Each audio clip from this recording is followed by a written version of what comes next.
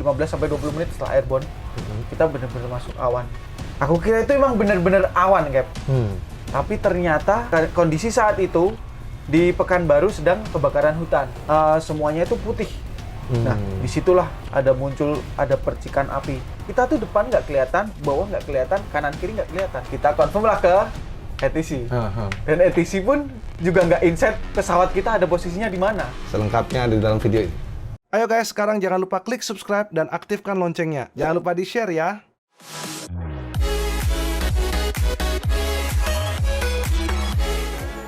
Sebelumnya saya mau minum terlebih dahulu guys.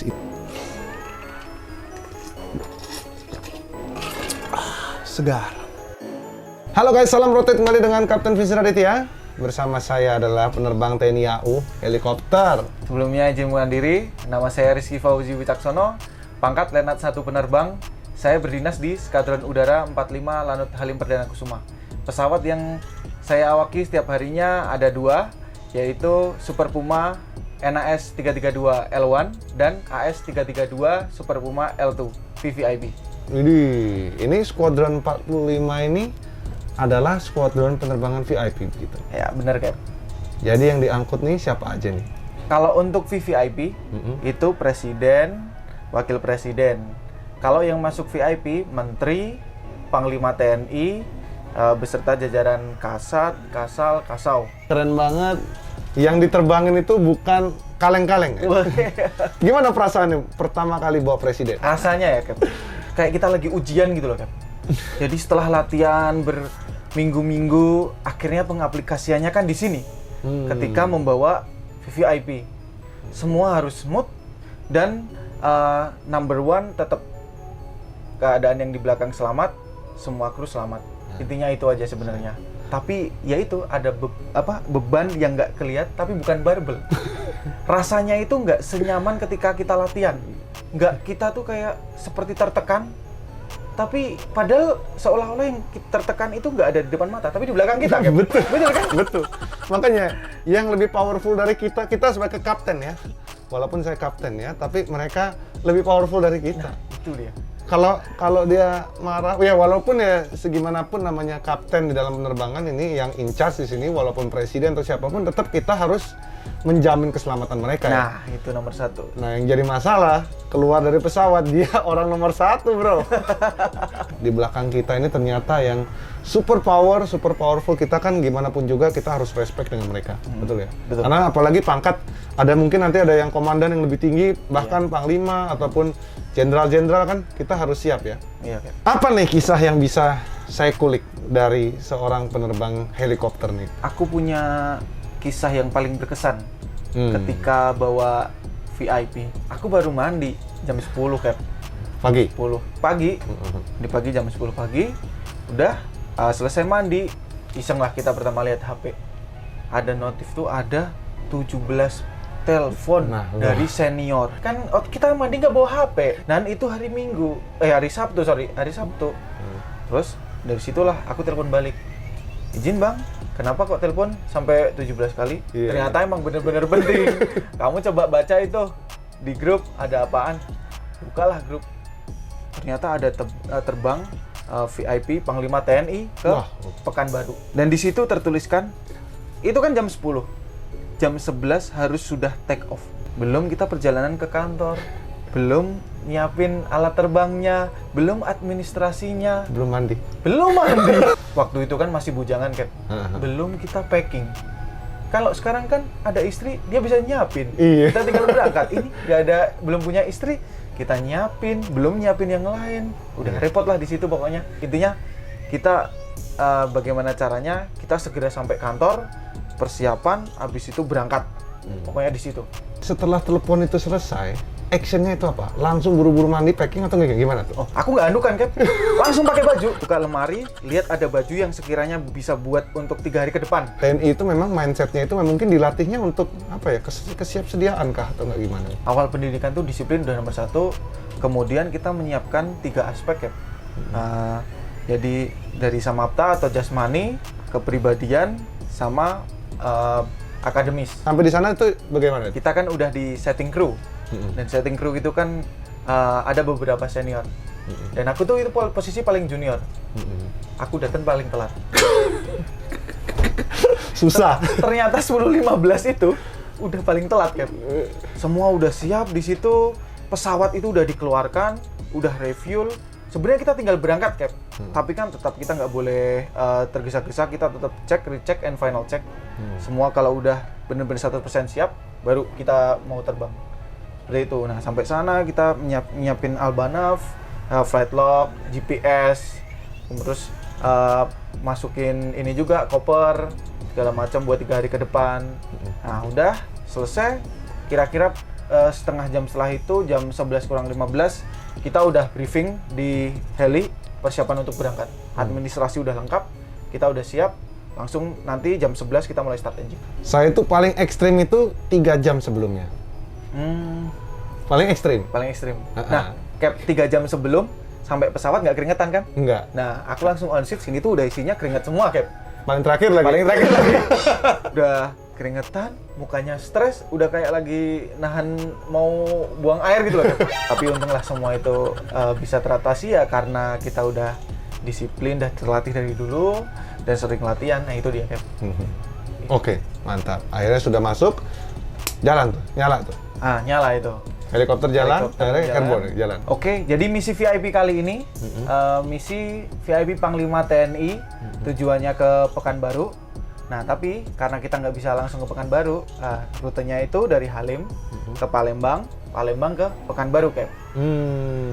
Itu, jadi jam 11 kita udah start engine, 5 menit kemudian udah taxi out, kita take off kalau nggak salah jam 11 lebih 10 menit. Cuaca masih clear, oke, semua nggak ada masalah. Kita landing di Palembang dulu, refuel, ya nggak lupa juga kita makan dulu, makan pempek. Kan udah sampai Palembang. Benar. Oke, habis kita selesai, Cap, kita udah makan pempek, terus kita persiapan, refuel udah siap, habis gitu kita start engine.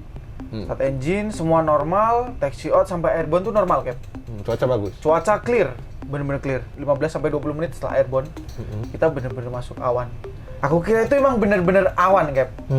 Tapi ternyata kondisi saat itu di Pekanbaru sedang kebakaran hutan. Kan kalau masuk awan kita agak geter-geter gitu ya, kan? Ini tuh kita seperti level aja gitu. Nggak ada getaran sama sekali. 30 menit tuh kita masih di posisi semuanya itu putih. Nah, disitulah ada percikan api. Kelihatan satu titik merah. Ini sebenarnya lagi dalam fenomena kebakaran hutan. Nah, betul, Cap. Jadi, Panglima TNI itu mau ninjau kebakaran hutan di Sumatera itu. Kita on road, nah dari Jambi itu udah kelihatan, Cap. Ada titik merah. Di sebelah kanan ada, sebelah kiri ada. Dan itu ada lebih dari 5 titik kok. Kita tahu posisinya di mana. Saat itu kita masukin ke GPS koordinatnya. Percikan apinya itu di mana. Kalau saya terbang Airbus itu ketinggian 37-38 ribu. Nah, iya. Jadi saya di atas itu. Nah, saya nggak tahu ini penerbangan itu ketinggian berapa. Nah, kalau nggak salah ya nih, Cap. Waktu itu aku penerbangan 3.500 feet kalau nggak salah. Wah, itu pas tempatnya kebakaran hutan asap itu. Oke, terus lanjutnya gimana? Penasaran. Sekitar setengah 6 sore. Tapi kondisi di sana tuh udah gelap. Semuanya putih. Runway itu ketika kita ketinggian 1.500 tuh nggak kelihatan. Nah, padahal kalau di Halim kan tuh udah kelihatan. Ini di Pekanbaru kondisi kayak gitu nggak kelihatan. Wah, tuh. Kita landing light on, masih nggak kelihatan, Cap. Tapi kita tetap continue approach. Kan masih legal kan? Kalau misalnya kita sudah initial approach mix masih terbang, selama masih ada sampai minimum kita kalau di pesawat biasa ya masih boleh sampai minimum. Tapi kalau helikopter beda sih. Iya. Jadi kan kita tetap ada indikator radio altimeter, Cap. Kita tahu posisi kita ada di berapa feet gitu. Kita continue approach. Nah, pada saat kalau nggak salah ya, Cap, sekitar 300 feet itu udah runway itu inside. Oke, runway inside. Runway inside. Nah, calling lah kita ke ATC. Runway inside. Ternyata ATC awal dia bilang continue approach. Kita continue approach, Cap. Nah, dari 300 menuju ke 100, makin kita turun makin nggak kelihatan. Nah, loh. Apes deh. Kru belakang mereka kan menginfokan, udah Pak, lanjut aja. Sedangkan kita yang handling, kita tuh depan nggak kelihatan, bawah nggak kelihatan, kanan kiri nggak kelihatan. Kita confirm lah ke ATC. Aha. Dan ATC pun juga nggak insight pesawat kita ada posisinya di mana. Jadi nggak kasih landing clearance. Nah, tidak dikasih landing clearance. Nah, informasinya gimana tuh dari ATC? Ini kita dibikinin runway, aku pun nggak tahu towernya ada di mana. Di sebelah kanan atau di sebelah kiri. Semua decision by captain. Nah, decision by captain bilang, ya udah ayo kita go run. Lanjutlah kita ILS kedua. Good decision itu. ILS kedua, continue. Nah, di sini beda, Cap. Makin malam, di 100 feet makin kelihatan ternyata. Oh iya benar Nah, itu, benar. itu dia. Akhirnya selamat mendarat ya? Akhirnya selamat mendarat, kita keluar via taxiway, udah semua aman. Sampai situ, ya biasa, Cap. Setelah selesai penerbangan, kita nggak lupa kalau kita bersyukur, berdoa, karena kita diberikan keselamatan. Betul Cap. banget itu.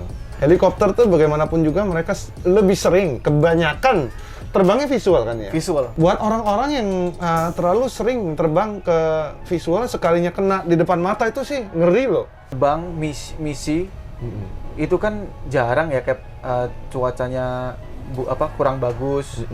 Kalau cuaca kurang bagus pun mungkin karena hujan. Iya. Nah, ini karena asap kebakaran kan. Wah, itu dan nggak bisa milih, bener-bener. Nah, itu dia, Cap. Nggak bisa milih, Bos.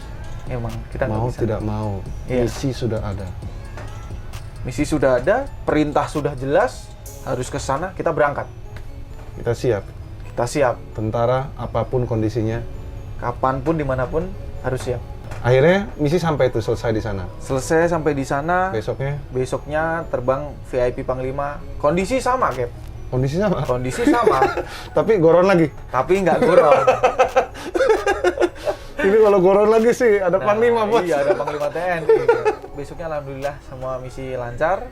Terus yang kemarin kita on route menuju ke Pekanbaru itu, kan kita udah mencatat koordinat di mana titik apinya. Nah, disitulah yang ditinjau sama Panglima TNI. Wah, jadi sambil menyelam, minum air ya? Wah. Sembari terbang, sembari catat semua itu. Iya, Ya? Cap. Wih, keren guys. Benar-benar helikopter VIP.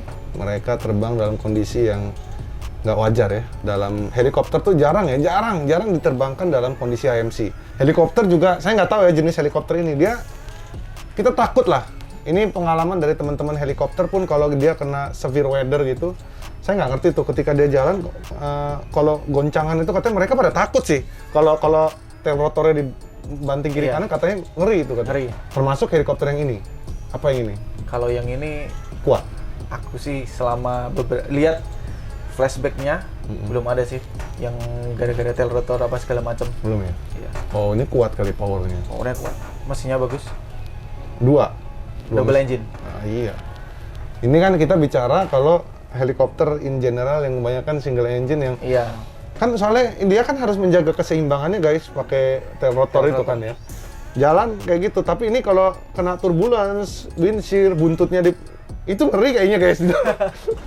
Pernah nggak sih pakai yang single engine itu buntutnya kena dung gitu? Aku pernah waktu single engine itu, Cap. Nah, itu waktu aku latihan pakai kolibri, apalagi kena angin yang di dekat lereng gunung. Nah itu yang dibuntut itu. Kalau yang naik turun sih gue masih oke lah. Cuma yang dibuntut tuh yang kiri kanan itu Iya. gimana rasanya itu Kan di dalam? kita di samping lereng kan terbangnya itu, bukan di atas gunung tapi di sampingan kan. Nah, ya kalau kita kehempas dari kanan, bener-bener hampir kayak naik jet coaster tuh, Cap. Ketika habis turun, kan kita biasanya kalau di Dufan, di Ancol itu ada yang sampai ke kiri gitu. Nah itu kondisinya rasanya kayak gitu. Ini sih ngeri sih. Ngerinya itu kita bisa overtorque the tail rotor, bener nggak sih? Saya nggak ngerti istilahnya ya.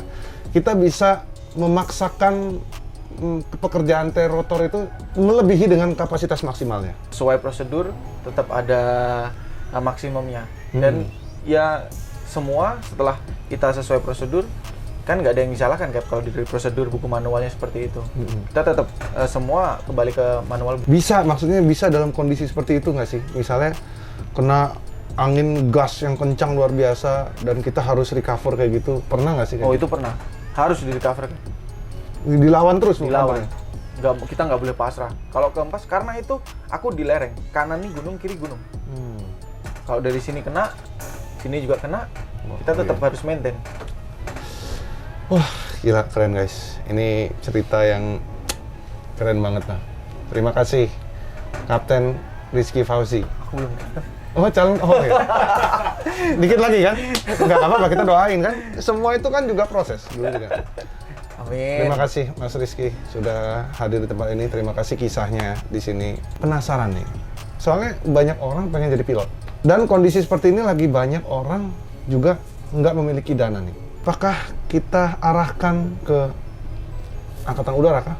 Mereka bisa jadi pilot? Aku dulu pengalaman masuk ke TNI AU tanpa biaya. Dan akhirnya sekarang pun bisa jadi seorang penerbang. Kita dilatih 4 tahun di Akademi Angkatan Udara.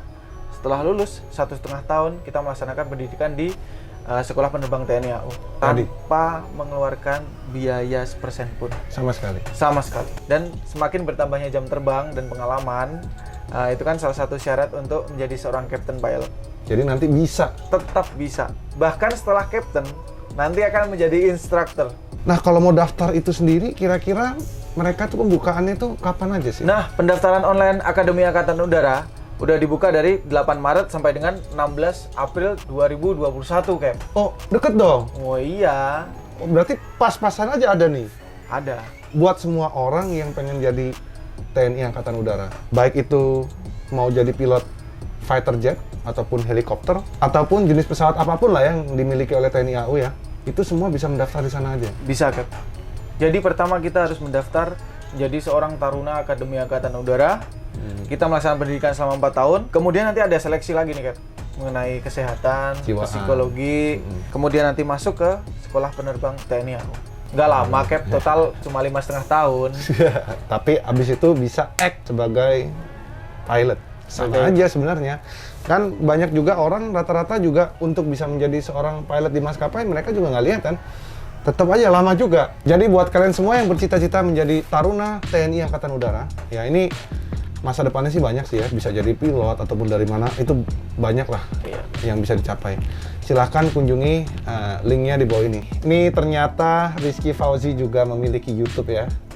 Silahkan buat teman-teman yang mau follow YouTube-nya apa, bro? Oke, search Rizky Fauzi Wicaksono. Oke, Instagramnya juga sekalian. Instagramnya Rizky FW13. Oke, mantap guys. Jadi terima kasih sudah menonton. Oh ya, buat kalian semua yang ingin memiliki kaos seperti ini, kalian bisa dapatkan di Tokopedia ataupun Instagramnya Aviation Fashion only with Captain Well. Oke, terima kasih buat kalian yang sudah nonton. Jumpa lagi di video berikutnya. Sampai jumpa dan salam roti. Bye.